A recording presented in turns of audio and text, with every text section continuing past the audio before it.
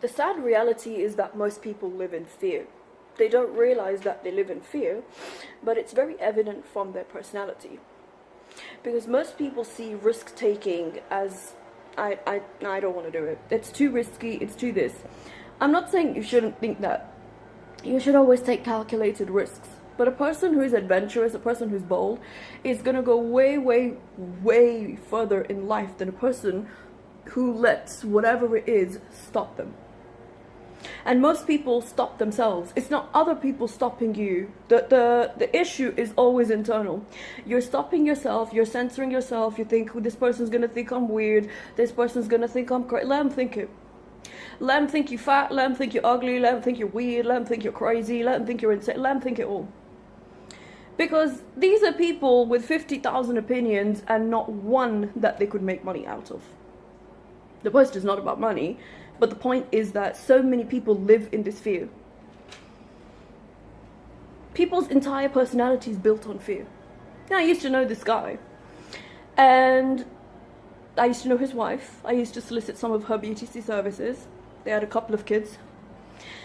And I still remember he once said, you know, we all live in fear. And I said, Matt, speak for yourself. No, we don't all live in fear. And a lot of people think that strength is a gender thing, you know. I remember when I was younger, people always used to say, oh, you're like a man. Because they didn't know what else to say to me. And I said, not really. When I look at most men, they're very cowardly, so no, not really. So it's not a gender thing. Strength is not about gender. It's about who you are as a person. It's a rare find to meet people with bold personalities. It's usually genetic. Mine is genetic. I take it from my father, my biological father, and also from my maternal grandmother. She's the type of person who'll smack you upside the head with a pan if you pissed her off. I've often asked my mom funny questions about her, and she said my grandfather was desperately trying to like calm her down. And my mom and her sister used to laugh, basically. And I always think, imagine your mom going off like a light. It's crazy. But my mom said that as she got older, she realized how right her mom, or my grandmother was, basically. Because in this world, if you let people step on you, that's exactly what they're going to do.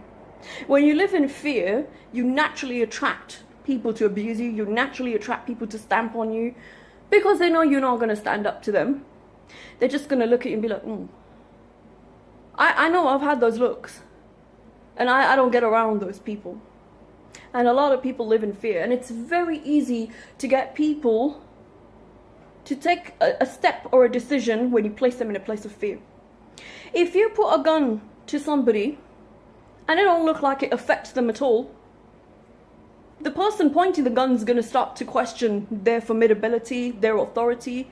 And then they're going to be like, actually, maybe I should be friends with this person. Some people just test you for they just test you for the sake of it. Sometimes you just have to get to the point where you want to rip somebody's tongue out of their mouth and shove it down their throat. It's important to be that. Because the more you live in fear, the more you fear things, you can't live life. And then the worst thing is that people have control over you. That's the last thing you ever want in this world.